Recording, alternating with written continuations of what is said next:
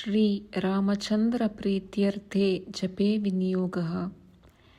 ध्याये जानुबाहुं धृतशरधनुषं बद्धपद्मासनं तं पीतं वासो वसनं नवकमलदलस्पर्धिनेत्रं प्रसन्नं वामाङ्करूढसीतामुखकमलमिललोचनं नीरदाभं नानालङ्कारदीप्तं दततमुरुजटामण्डलं रामचन्द्रम्।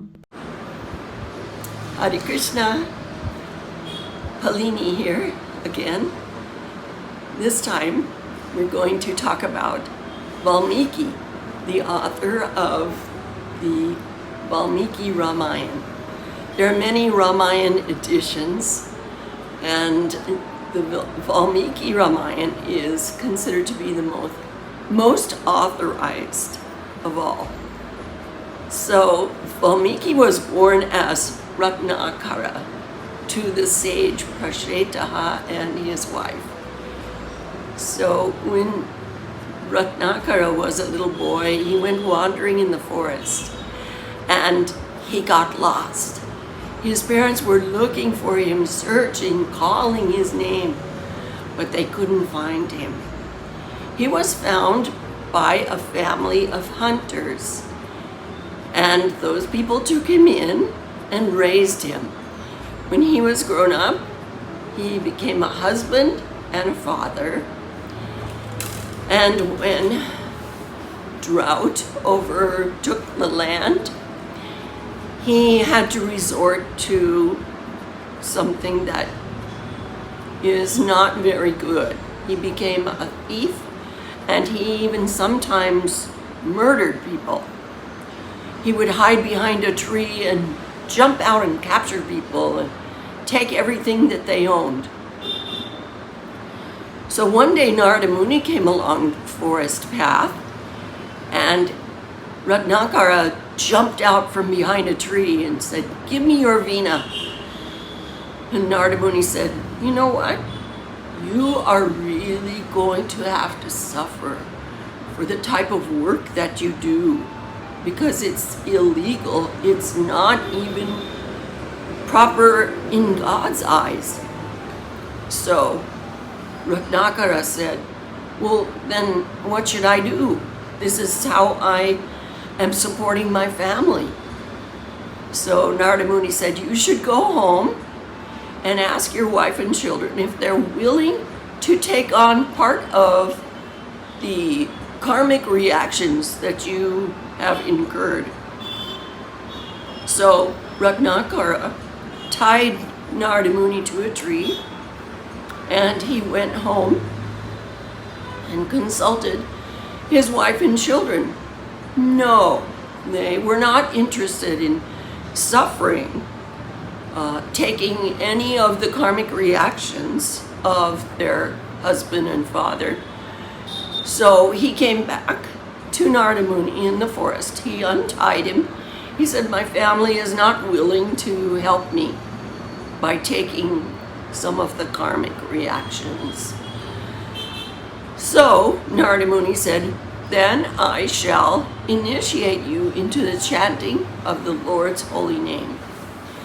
From now on, you should continually chant the name Rama, Rama, Rama."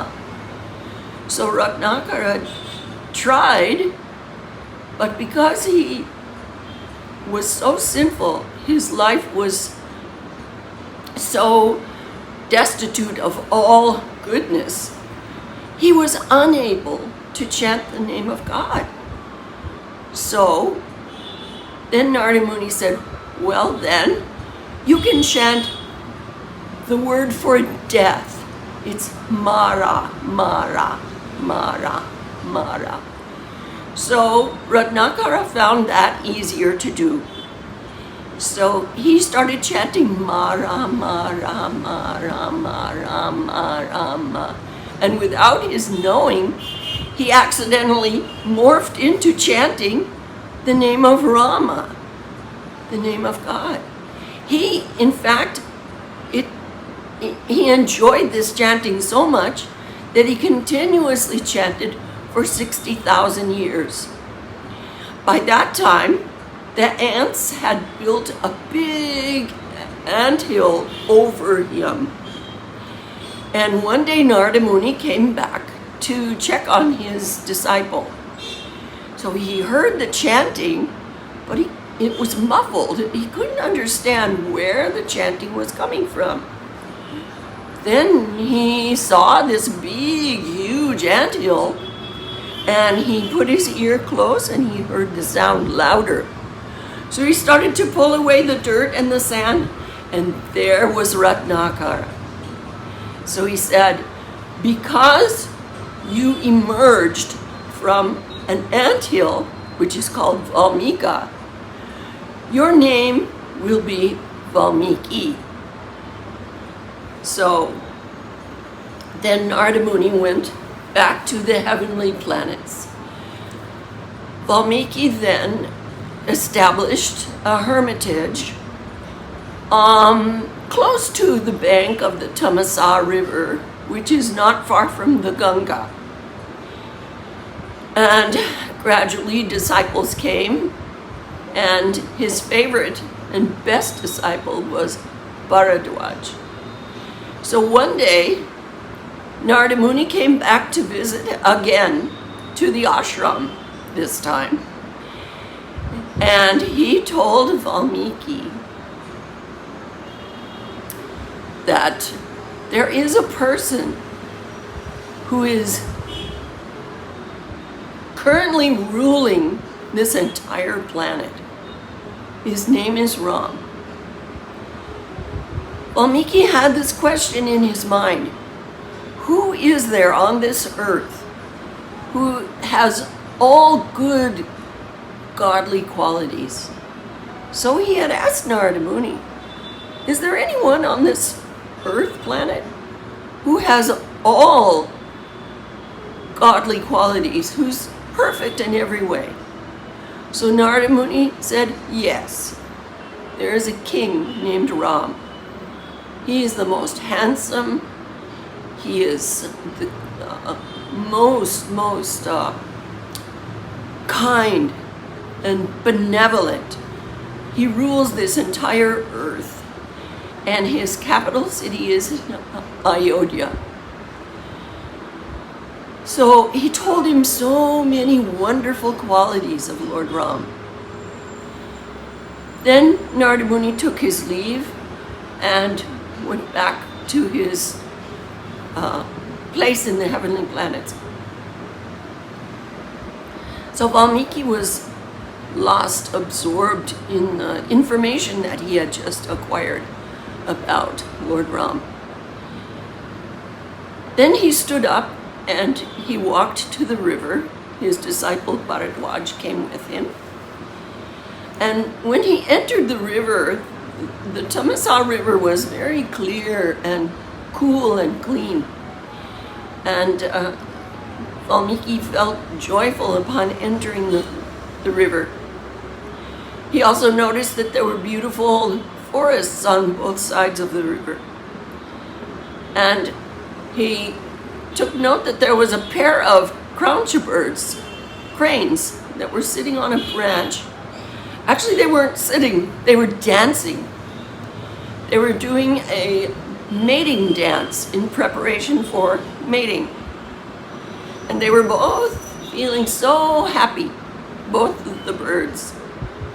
Suddenly, an arrow pierced through the heart of the male bird, and he screamed and fell to the ground below. He was covered with blood, and he was writhing in pain. The female bird was still up in the tree, and she saw her beloved husband lying on the ground in pathetic agony. So she wept and cried. Valmiki, who was in the water and who saw the whole episode, immediately cursed the hunter. Hey, Nishada, you will never, ever rest peacefully in any place because of what you have done. You have killed one bird who was in a mating dance with his wife.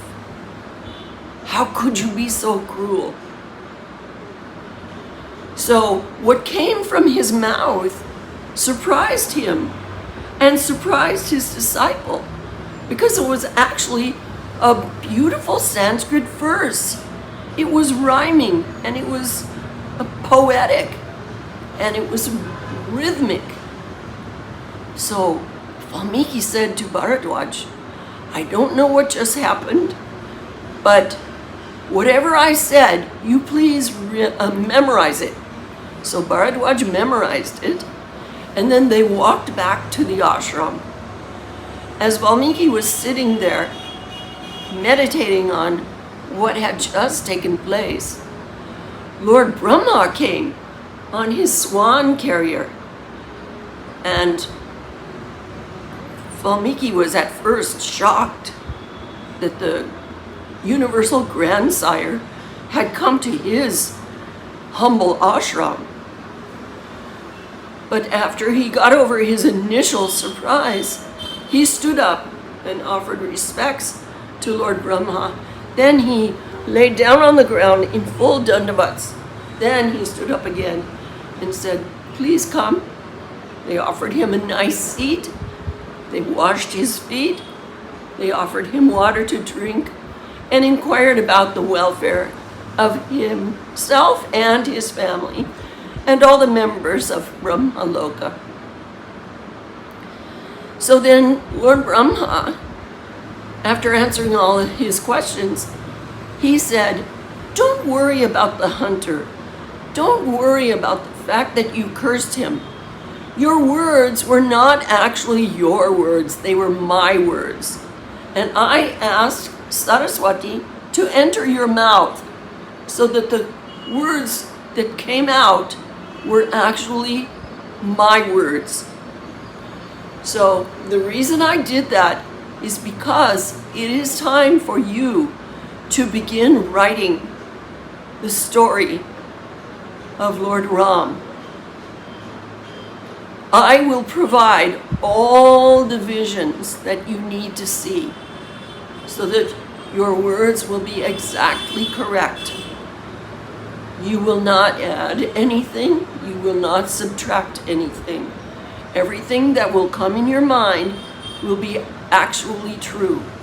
So you should begin this work immediately.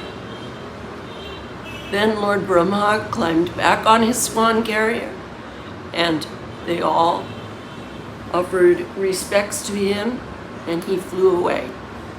So that is the story of how Valmiki became the author of the 24,000 verse Ramayana. Hare Krishna. Thank you for listening.